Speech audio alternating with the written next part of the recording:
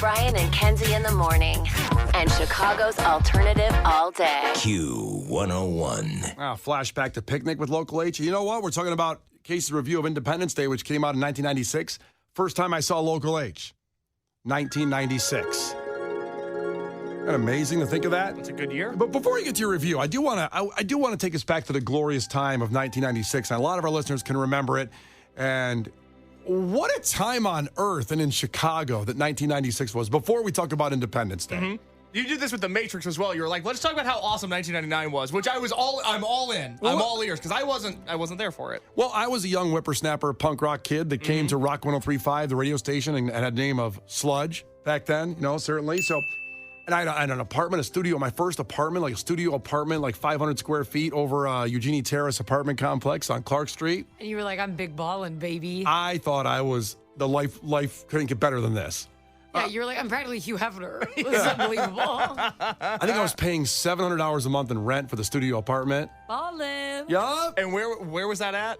It's a building called Eugenie Terrace. But what neighborhood? What part of the city? That'd be considered Old Town. Oh, okay. So that studio apartment's going for what, $2,000 a month now? I actually look it up now and then. I think it's like $2,500 Yeah, now. that sounds right. For that same apartment. The building's still there. Unbelievable. But Unrenovated. Sludge is still carved into the side. I'll post a picture of that apartment. I had a, this says the time of what it was. I remember having my yellow waterproof Walkman, where the cassette player radio version of the Walkman. Why did it need to be waterproof? We never know. I got in the water now and then. I got there. I don't know Especially why. if you're like really sweaty. The yellow one looked cool, so I just had that one. I don't know if I ever took it in A the little water. pop of color with your flannel. I had my my gateway computer with the monitor that was 4 feet long. I used to get on AOL there in the chat rooms. Mm-hmm. Yep. Could you be on the internet in 1996? Yeah. Okay. Yeah. Doing what? Well, there was chat rooms. Oh boy, what kind of chat rooms? Well, thank God there's no documentation of that time. That was before the FBI started collecting all the data and they found everything. Thank God they didn't collect that data. There was no social media. Friendster was like 2000 or something like that. But I mean, the world was this vision of everything. People were getting more environmentally conscious of saving the earth. The economy was crazy. Music was incredible. You had everybody from like Oasis, Metallica, Green Day, Pumpkins. Ska music was still trending at that time. Anything you wanted in 1996, you had it. Now, you didn't have The it. palm of your hand. Well, you didn't have the phone. Kind of, actually. It wasn't portable. Yeah.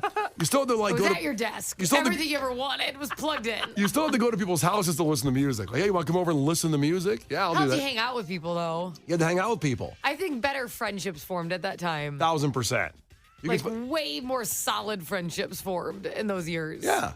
You couldn't text anybody. It was a good time. And Chicago was great. It was just an amazing time. And that's when Independence Day came out, 1996. And Case is going to give a review of that I movie. love this movie. See, I can remember my memory of that movie is I just got here, didn't know anybody, and a guy I worked with named Ned was the most creative guy I ever came across in my entire life, mad scientist guy. So suck on that Case as he's looking right at you. This guy I worked with was so talented. Yeah. And so he was the best guy I ever knew. Yeah. Best guy I could ever worked with. Yeah. His name wasn't Case. Case, you're fine. You're doing great. Great. I'm no Ned, though. You're no Ned. And we've said that a couple times when we've had meetings. But who is? Well, you know? I remember Ned saying to me, he goes like, hello, Brian. He talked like this. He goes, hello, Brian. I know you're new in town, don't know anybody. Do you want to go see a movie with me? Did he work for Movie Phone? Was he the voice of Movie Phone? No, he worked was at Rock this a 105. commercial, Brian? No, it was not. I was not I don't think it was fantasizing. actually your friend. Was this a hotline type deal? No, that's just how the guy talked. Okay. And first off, I thought he was hitting on me, to be honest, at first. Oh, boy. But then Well, who could resist? You I rolled know. in with your yellow Walkman. Oh, look at me. I was ripped Flashy. then. Holy cow, young and spry, and life hadn't beat me down yet. No pneumonia. Life was hadn't great. beat me down. You just got married and had a baby. Yeah, he's been beaten down. Yeah. So I said, well, what movie do you want to go see? He goes, they're showing Independence Day for 24 hours at 600 Michigan. Why don't we go see it at 2 in the morning? I go, okay, let's go. I'll just see what happens here. And they showed it for 24 hours at 600 Michigan Independence Day. And we went and saw it at 2 in the morning. The lines were down the street, like all the way, all Because it hours. was such a badass movie. It was the best. This is probably really where I fell like in love with Will Smith as a video. I was just like, oh my God, he's the most badass guy there is. I wanted to be Vivica A. Fox. Like I wanted to look like her. I just like, this was iconic. They were so iconic. Oh, I can't wait to see Case's review or hear about it if he has the same feelings you did at the time of seeing I'm the going to movie. punch him in the face if he doesn't. So. Well, so Case's review of Independence Day coming up here after Green Day. Let's, a band with a new Green Day song, but of course they were so peaking and changing the world not long after Dookie had come out in '96. The Brian and Kenzie Show. On Q 101. All right, it's Brian and Kenzie on Q101. It's time for Case's movie reviews. If you haven't heard one of these yet, well, Case, the producer, is 25 years old and hasn't seen most big movies out there that you and I and Kenzie have seen. He just hasn't. When he first talked about this, I just got so upset because I'd give movie references. He wouldn't get what I was talking about. And then I said, what's your best movie you ever saw? Boys in the Hood. Great movie, but shouldn't be the only movie you've ever seen. It was pretty much that in Norbit for the longest time. Yeah. Now you're so cultured after 4 or 5 months of doing this. I know. I mean, think about what we've done. We've done Shawshank. We've done Pulp Fiction. We've done Braveheart. We've done Back to the Future. We did Karate Kid. We did Jaws. Oh, Classics. what a list. I know. I feel like a better person for this. And Independence Day absolutely had to be on this list, of course, with this weekend, one of the biggest blockbusters of all time. And let's take you back to 1996, as we were just talking about, and I was explaining how what a great time in Chicago that was, and a powerful movie it was. But this movie, the trailer, scared the crap out of everybody. A disaster movie, and of course, we're still fascinated with aliens, and that's kind of what happened. This was the Super Bowl trailer for Independence Day. July 2nd, they arrive. July 3rd, they attack. July 4th is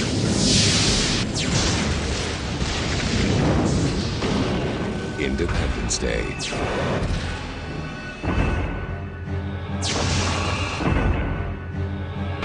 Coming this summer. Well, as we've said, trailers in the 90s were amazing. A lot of lasers in that one, though. A lot of lasers. A lot more visual. It's more visual than we remember. No, but it's, it builds to July 2nd and then 3rd and then 4th and they're coming and it's, it's Independence Day, baby. And that does track with the movie, how it goes along as you've seen it. So, Case, you take it from here. Your review of Independence Day. I think the reason that prior to starting these, which again we normally do on Fridays here, the reason that I hadn't seen a lot of movies is because of movies like Independence Day. Oh, boy. Because this hit on everything that I don't like about movies. And I didn't love Braveheart when we saw it. Like, I thought Braveheart was too long. I didn't like The Matrix just because I really didn't understand it more than anything. First off, I like how you just said I didn't like Braveheart because it was too long. That's the only reason you didn't like Braveheart. Well. And then why didn't you like... Matrix, I didn't know what was happening. He doesn't understand The Matrix. He still doesn't understand That it. one's fair. I didn't know what was going on. I understand where you're coming from with that. This has been the least enjoyable movie that I've seen Wow. out of any of these that we'd be doing. I didn't like this at all. That's a big statement. I was not into it from the jump. I didn't like any of it. And I think part of that, Kenzie, it's so funny that you said this is where you fell in love with Will Smith, because I thought Will Smith was such an albatross in this movie. I thought he was just a horrendous actor throughout the entire thing. I have a real problem, and I think you were talking about shifting cultures earlier, and maybe that like Marvel took a lot from a movie like this, because what I don't like is the fight scene mixed in with comedy where you like got to punch somebody in the face and then say a punchline. You're like, that'll show them. Yeah. And Will Smith just throughout this entire movie is just doing this goofy kind of faux tough guy thing that I don't buy into at all. I don't get his character. I don't particularly like his character, and I really don't like his acting. Wait. What do you mean you don't like him? Like, as a person, what did he do? No, not as a person. I just don't. I don't. No, I don't- his character. Like, I don't like him. I don't. What, Yeah, I found why? it to be really annoying. I mean, he has this bizarre oral fixation. He's got to have a cigar in his mouth at all times in this movie, which I just don't get. Like, that's what takes me out of it, is he finds an alien, he punches the alien in the face, and then he's like, gotta take a smoke break real quick. All of that is just, he's always searching for a cigar. I don't... Now, you get that they did set up a theme that was a celebration, having a cigar with... Yeah, but he's obsessed with it. He's addicted. Well, that's a little aggressive. Like, him and Harry Connick Jr. were boys, and they like to celebrate with a cigar when they would either kill a terrorist or an alien. First off, So that's how it was set up.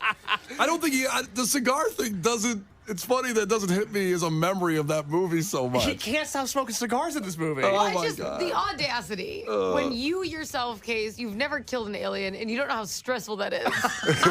And so for you to come in here and be like, I don't know why, you wouldn't know why.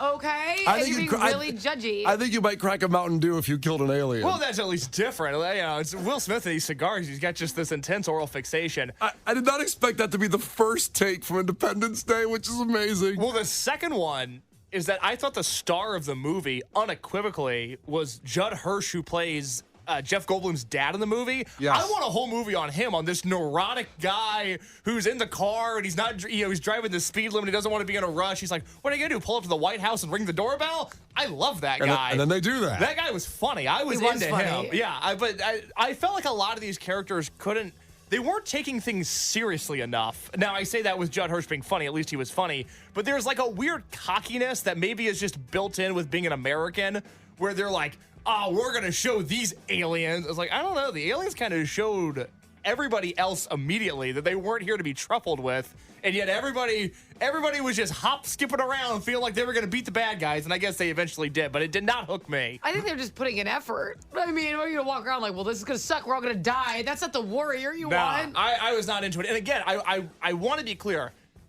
I wanted to like this movie. I want to like every movie that I watch. I loved Karate Kid. I love Pulp Fiction. I love Shawshank. There's a lot of things that I want to like. This movie missed me completely. I couldn't wait for it to be over. About halfway through, I thought, well, surely we got to be near the finishing stretch. And then I realized there was so much more to go. I did not like Will Smith. I enjoyed Judd Hirsch. The other thing I have to say is that the president of the United States in this movie is the guy from Spaceballs. Yes, Bill Pullman. He's done other movies. You haven't seen enough yet. I only know him from Spaceballs. I only know him as hanging out with That's a Barf. you thing, though. What has Bill Pullman done? Bill Pullman. Oh, he's been in a lot of stuff. He's been, let me think. He's been, obviously, in Independence Day. Okay, Kenzie. He was in Casper. He was in Casper. He was in Sleepless in Seattle. I was going to say there's a Chicago movie he was in with Sandra Bullock that I can't remember, that really heartwarming. He was in the Equalizer movies. Okay. I don't know what Chicago movie he was There's a in. funny arc on the internet about He was in The Grudge. about Bill Pullman and Bill Paxton. Who was in Titanic? Who was in right? Titanic Yeah. and a bunch of other and Twister. Okay. And the Terminator. Okay, I haven't seen them. And there's this weird arc that people think they're either the same person because their names are close or whatever. Bill Pullman and Bill Paxton sadly died, but as a weird internet thing you can go through over July 4th weekend if you want. I thought Pullman is the president, and again, when I turn on the movie, I go, man, that guy looks familiar. Who is that? And then about halfway through, right when he's about to give his big speech that rallies not only the nation but the world together, I'm on my couch and I kind of do the Leonardo DiCaprio meme where he's pointing at the TV. I go, Spaceballs, that's where I know him from. While you were sleeping. While you were That was sleeping. driving me nuts. I figured it out. That's the Sorry. Chicago movie with Sandra Bullock. It's a Yes. very nice, heartwarming movie. Well, let's play that speech. Please. This has to be the greatest speech ever given by not only a fake president, but a real We could president. use him right now, to be honest. Why can't Bill Pullman run for president? I'm all for it. And I will say this again, I was horribly deflated by Will Smith's performance. I like Jeff Goldblum. I didn't think Jeff Goldblum did anything in this movie. I thought he was just a lesser version of his Jurassic Park character. But I love this speech. This speech makes me love this country. Oh, okay. I'm writing in Bill Pullman for president. Damn it, this year. Jeez, God. The Brian and Kenzie Show. Q101. The Brian and Kenzie Show. Q101. Well, your take on Case's movie review of Independence Day. He had never seen it. I love looking at these movies that I love from the lens of a 25-year-old who hasn't seen any big movies. And you guys decide, your take on it. He did not like Independence Day. It's the first movie. You said it's the worst one of all the ones you've seen, like including Shawshank Redemption, Pulp Fiction, Braveheart. I love Shawshank. I love Pulp Fiction. Again, I'm never going to watch Braveheart again. Wasn't for me, but whatever. I did not like The Matrix. I didn't understand it. But this one, this movie didn't excite me at all. I didn't think there were any any great, super exciting battle scenes or Except for fight Bill scenes. Pullman's president's speech. That was the best part of the movie. I mean, that made me love this country. the guy God bless America. sacrifices himself to save. Okay. That isn't exciting to you? I have no issues with Lone Star from Spaceballs as president of the United States. That guy works for me. It's more the Will Smith stuff, the Jeff Goldblum stuff. I was confused for half this movie. It completely missed me. Kenzie made a good point. You didn't cry a little when Russell Case Yeah, went he up there? sacrificed himself. And he looks at the pictures of his kid on the space. He goes, tell my kids I love them. And he flies in and saves the world. Saves the world. Didn't do anything for me. God. To say nothing exciting happened, it was an alien invasion. It's not like a Seinfeld episode. Where was Kramer out of this? Kramer would have made it better. I don't know how to respond to nothing exciting happened. Someone sacrificed themselves. There was an alien invasion, a million explosions, including the White House blowing up, and there were strippers in it. I don't know what to tell you. I don't know what arc you're looking for. I don't know. I also, his whole deal, the pilot, the redneck guy. Randy Quaid? Yeah, Randy Quaid.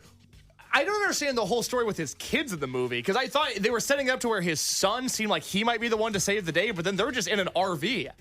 That was a whole story arc I didn't there understand. were some trailer park kids. Why was hanging the out. kid throwing up on the side of the road? That didn't go anywhere. Because he didn't like being in an RV for like 15 hours driving across the desert to escape the aliens. Okay, I don't like that either. It doesn't need to be a movie about it. You get sick driving home with me in the car for like a mile. Easy. That's so true. By the way, again, when Kenzie bringing that scene up, I forgot. The kid, he's in the control room, and Randy Quaid says, tell my kids I love them, and he starts flying in, and they're like, good luck, buddy. And then his kid runs toward the console, and they hold him back. So like say, hey, your dad's gonna kill himself for us. Let him go. It's all good. Don't say something that's gonna stop him. Don't say, Dad, I love you. Don't do it because he's gonna. And I also love in that scene too when Robert Loggia. A lot of Family Guy references. Thank you. When he goes, we're literally, the world's falling apart, everything failed. He goes like, Mr. President, I think it's time we get you out of there. So what? The world's going to end. Well, rich people have secret bases that we don't know about. That's That was true. another This is indication true. towards that. Robert Loggia knew about that secret base. Amen. Wanted to get him Exactly. and the president out of there. There's so many nuggets in this movie.